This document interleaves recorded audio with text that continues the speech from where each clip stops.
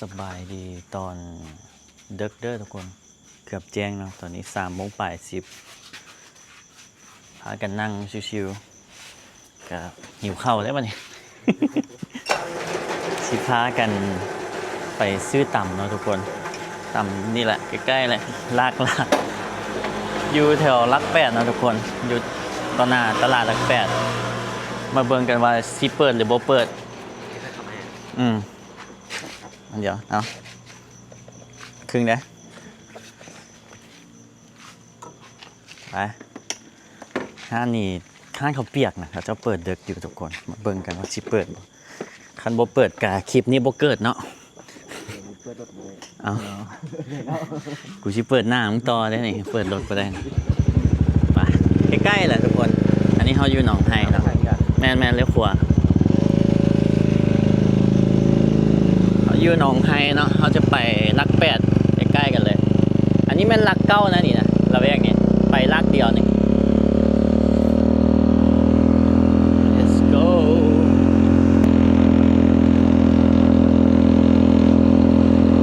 ลักสามความมืดใช่ปะเลี้ยวขวาทางหน้าเด้อไปสุดหมดแหละ3 โมงแล้วก็รถบนลายนะทุกคนขี่ไป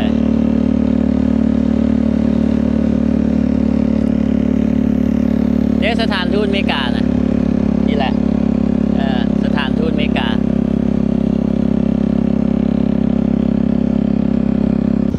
นี่ทุกคนขี่มาแป๊บเดียวนะตอนแรกเด็กห้านต่ำเอา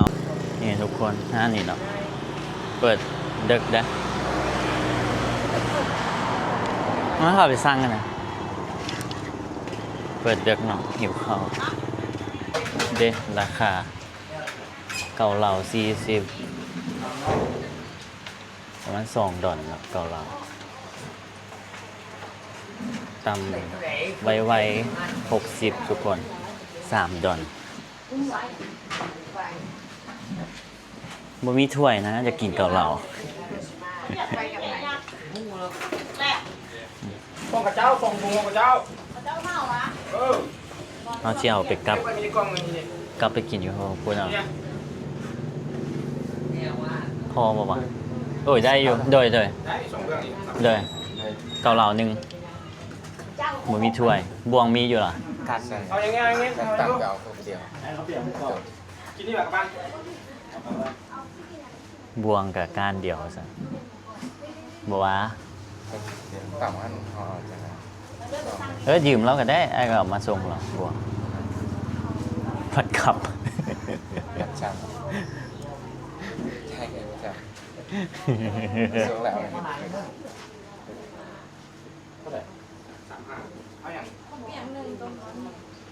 แล้วเขาก็บอกกินอยู่นี่ทางเราบอกไงกินอยู่นี่เลยแบบที่เอาไปกลับไปกินอยู่พุ่นแต่ว่าอยู่พุ่นมันเย็นเด้มีแอร์เด้70ตัวหมูกรอบตัวนี้แหละกินอยู่นี่เลยมันง่าย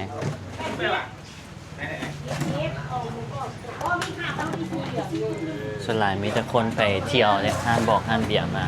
เรามากินคนเมาผมชอบจุ่มร้อนเขาเปียกอะจุ่มร้อนอย่างแล้วลุงว่าเขาเปียกเองไอ้มากินห้านนี่นะเขาเปียกล่าสุดมึงกูก็จื้ออย่างไร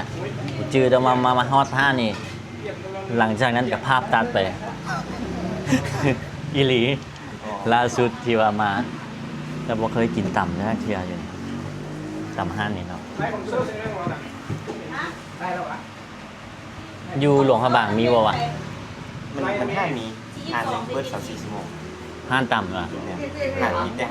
ห้างต่ำมีแต่ห้านต่ำอย่างเดียวอยู่วันแค่วันเดียวนี่ซื้อถุงเขียว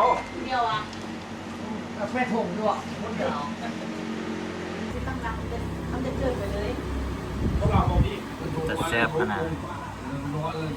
นั่นแหละมากินนี่ท่าตั้งตากล้องถือก้อน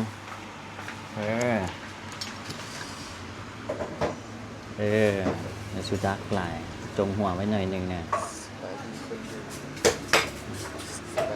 หอมเด็ด ข้าวเศร้าอืม เศร้า แสดงว่าบักนี่มักหวานเดี๋ยวชิมเมื่อกี้มันบอกว่าเราใส่น้ำตาลหวานเจี๊ยบ6 ซองตัวไปซีมเดวุ้นเลย ไม่เกี่ยวกับว่าส้มนะ เนาะมันผสมเลยหวานนะ บอกว่าเราเพิ่มน้ำตาลวุ้น เอาเลยไอ้ว่าหาปรุงแล้วมันมักหวานเอาเลย ตามใจครอบครัวเลย มาแล้วต้องเค็มเอาวานอย่างเดียวแล้วต้องเค็ม ใช่ไหมครบใหญ่ว่ะ มันหวานต่ำไปด้วย มากินซะกลืนน้ำลายตากล้อง รอ นี่จานเก่าเราเอง รอไหม ไม่น้อยว่ะ ตำลุงรอ ชิมมึงรสชาติตัวที่มักหวานเปล่ะ บ้าน หวานเปล่ะ จำเป็นยักบ้านครับ มันบอกให้บอม เป็นน้ำหนึ่ง เป็นน้ำตัวไปสั่งเรา ยินว่าครับลม 62ก็เรียกว่าบทหาซิมอ่ะ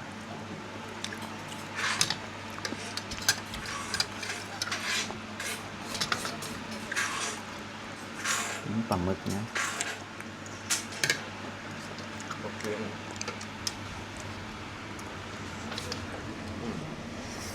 แหละ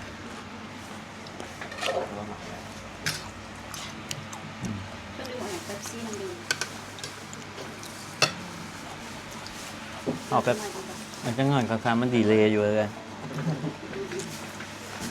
ถามปุ๊บนี่คิดโซซีตอบได้เนาะ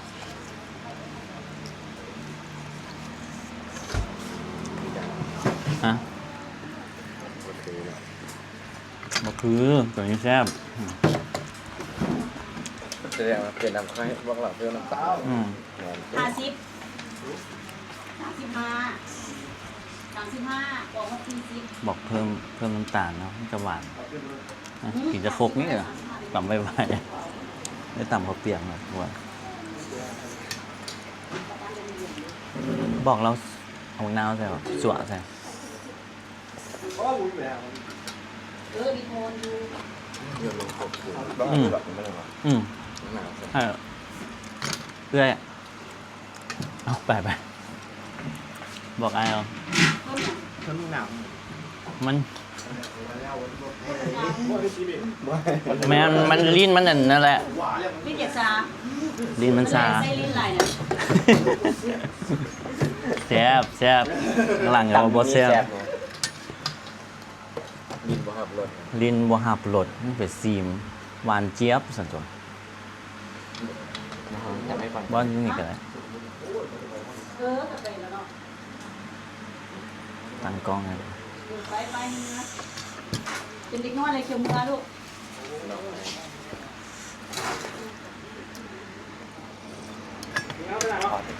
อืมก็เลยมันเก่าเรา เรื่องนี้ก็ได้ มะนาวใส่เปียง ตึมซ่อม 2เปียง คันสมอีกนี่ส่งเซียวสู่นี่อันนั้นเลยนี่ ลิ้น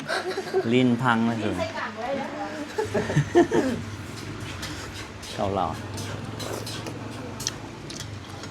ตอนแรกเราต่ำพอดีแล้วนะ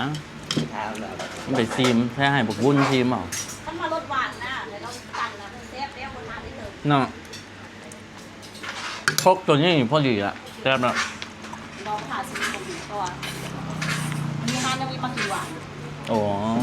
หมักหวานหน่อยนึง เพราะว่าตังค์อ่ะเอาพวกเนี้ยรวม แล้วเราดี เออ แล้วเราไปได้ โอ้ต้มเปื่อยตะขัด กูไปได้ก็ดี แล้วก็หวาน โตเคลียร์แล้วไปแล้วเต็มดีค่ะ ซีมบางตัวหนึ่งซีมบางหนึ่งพอดีแล้วเนี่ยไอ้บ้าเติมมะนาวใส่ไปไหน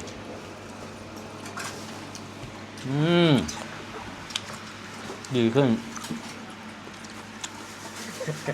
แซ่บแล้วมัน ต้องใส่ชีวิตคาดแบบบ้าน อันก็แซ่บมันหนามาตีเลยด้วย มาแซ่บมาตีเราว่าแซ่บ ไวๆ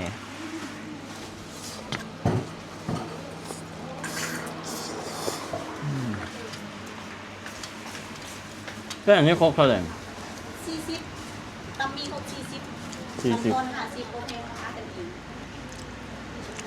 ครบ40 ชื่ออะไร มาก็มาเราก็จะน่ะ แม่นต้องกินเมื่อเครื่องนึงนี่จ่าย20,000ที่ ใช่เลย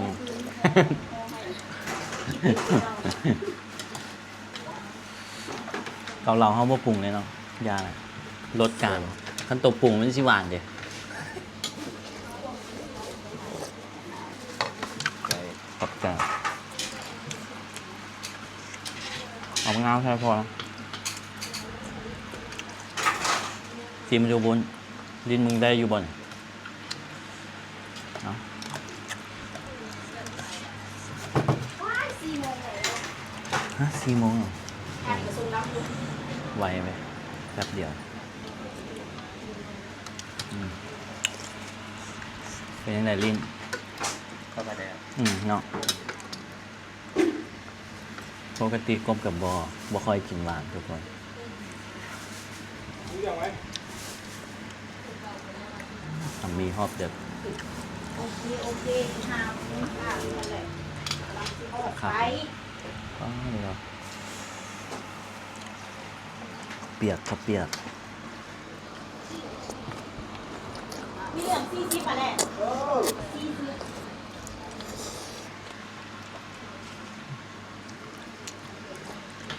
40 ชิ้นเปื่อยเป็นกรึบเลย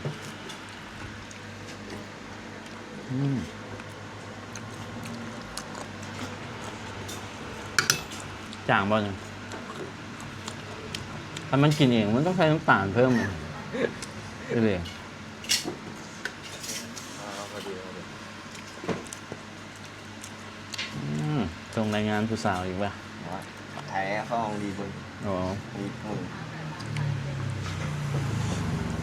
สองก็นอนเพื่อเลยแหละใช่ไหม ตัวนี้ก็เปียกเลยตัวนี้3 ครับทุกคน เพื่อแหละนี่ส่วนไปเพราะอยากไป ไปไหน กลับไปเพราะนอนนี่ไปนอนครับ อ๋อ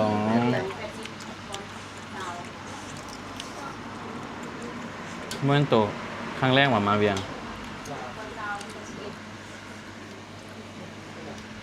ป่านบักเวฟเนาะบ่เคยมาเวียงจักเทื่อ จ้องข้าวเดือด เวฟหั่นเฮ็ดเพลงกำกบเด้อยู่หลวงพระบางเขาก็พามันขึ้นมามันก็ดีใจถ้าดีใจว่า เมื่อกี้เฮามาบวชอยู่ตรงตรงเลย โอ้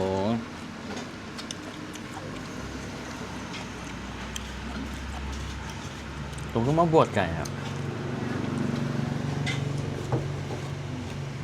มาน้ำไอ้นี่ยังไง น้ำดื่ม อันเฮาน้ำส้ม น้ำส้มอีกแก้วละ โดยอย่างหนึงดีเลยหมดแล้วบางอย่างโอ้ บอกไม่ น้ำดื่มหนึ่งน้ำส้มหนึ่ง เด้งเธอดีเลยแล้ว แป๊บซี่ สมองมันยังคิดอยู่ไอ้ ดื่มไป เบอร์หนึ่ง อย่างเมาทั้งหมา มาเมาน้ำนี่กินไหน แล้วก็พักก่อน ใจมันลอยอยู่เว้ยเมฆเมฆนี่ บ้านตัวอยู่ไหนวะ เที่ยว น้องเขียวหรือมึงงอยมึงงอยเก่ามึงงอย ตัวน้องเที่ยว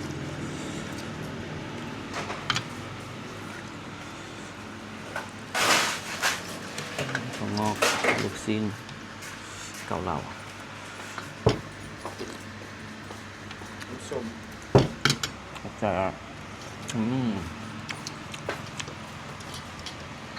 ระดับเอาบักน้าวได้เลย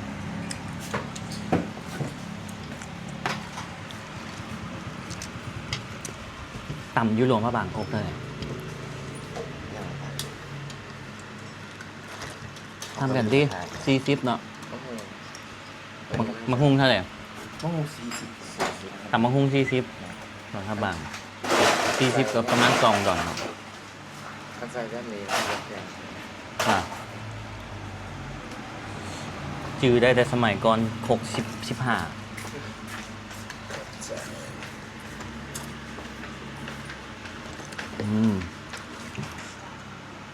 ปลาหมึกแล้วบ่ใส่ปลาหมึกอันนั้นได้นี่เราใส่ปลาหมึกขาวเลยบ่แม่นปลาหมึกอันที่แบบเขาเจ้ามักใส่ต่ำอะนะ นวดอ่ะ มันมาเป็นตัวไงวะตัดเป็นตอนๆนะ อันนี้นี่ตัว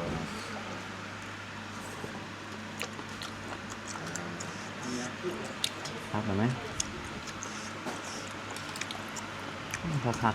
ตัวดีซึมๆเนี่ยกินอันต่ำแรงโอ้โห ตัววุ้นนกแม่ เนี่ย นกแม่ น้ำยัง เป็นยัง มะเขือเทศ อ๋อ มะเขือเทศอ๋อ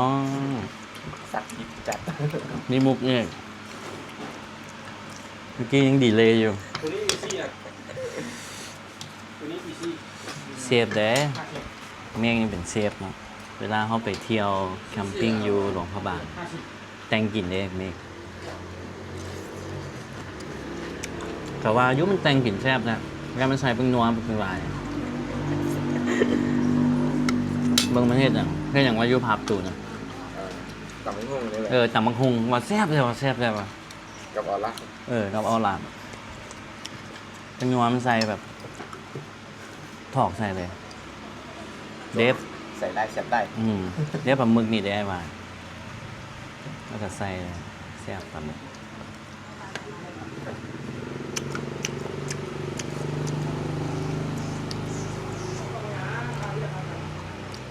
ว่าไอ้กินต่ำเนี่ยไอ้มักใส่ถ้วย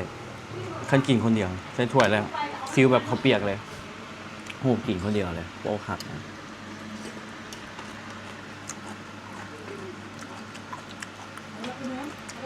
ทำเขาวเปียก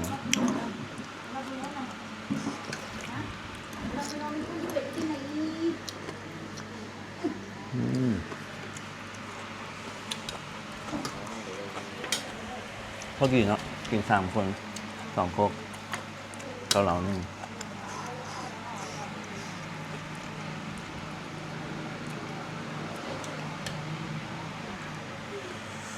เราบอกว่า หึ กระดิ่ง เราลืมขวดเลย น่าจะตากลมไปใส่ น้ำซุปนี่คือก๋วยเตี๋ยวอยู่ไทยเลย ใส่ครับ กินพะโล้ ก็จะใส่อันนั้นตัวฟ้าไส้ แต่ ปลาไทยปลาไทย ฟ้าไหน มันคือกินแต่มักเลนวะ เขาจะว่ากินแล้วพี่ดีอะ ฮะ กินมักเลนแล้วผิวดี ลองเบิ่ง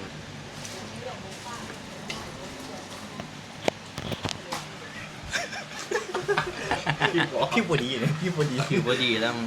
เดี๋ยวลองมึงดูกินแล้วผิวดีป่ะฮะ โอ้บัวแหงบัวแห เดี๋ย ง วลองมึง ผิวดี ตัดเอาตัดเอา โอ้5 บาท 10 บาทก็เอาเด็กกล้าดีนะ กินกับพี่ดีอ่ะ ฮะ โอ้กินมักเลนแล้วผิวดีว่ะโอ้เบิร์ดจุ่มเบิร์ดอันจุ่มขากังกล้องกูเข้าถ้วยต่ำมันมันก็ดักลงในตีเบิ่งในตีกองถ่ายกินแล้วผิวดีเห็นป่ะ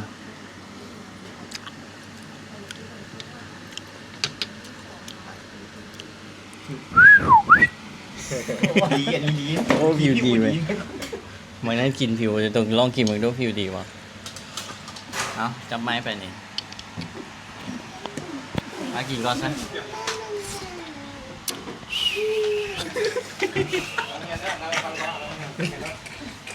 หมักเรียนบูดว่าจ้างนี่ผิวก็ดี เขาต้องคนพี่บดีเลยนี่ ทำไมดูโอ้ตายแล้ว กินมากน้อยแบบพี่ ผิวดี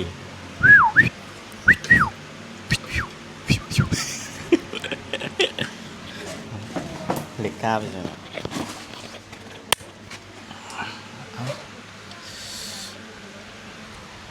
กินซ้ำให้เบิร์ดแล้วกันกลับพอรายเงินเนาะไปชิเบิร์ดเท่าไหร่ต่ำ2 เกาเหลา1แบบซี2น้ำดื่ม1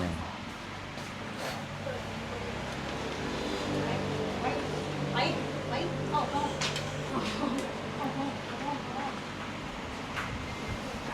มันบ่มีซูมเขาเนาะแทนที่มันสิซูมเลยแทนที่มันสิซูมเขาบ่ซูม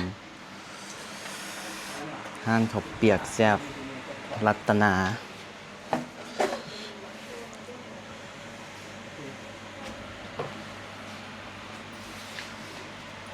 1,280กะเหล่า40นี่อีกแบบซี2 30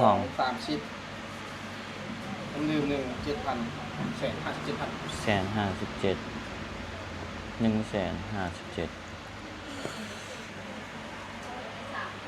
โอเคจ่าย ขอบใจ สุดท้ายที่เกียรติ จับเอาเนี่ยน้ำดื่มผมเดี๋ยวลืมเอาคิดเท่าเดียววะ6-7 ดอลนะทุกคน230 บาทตำมีโคกละ40โคกละ60 บาท 1.7 ดอล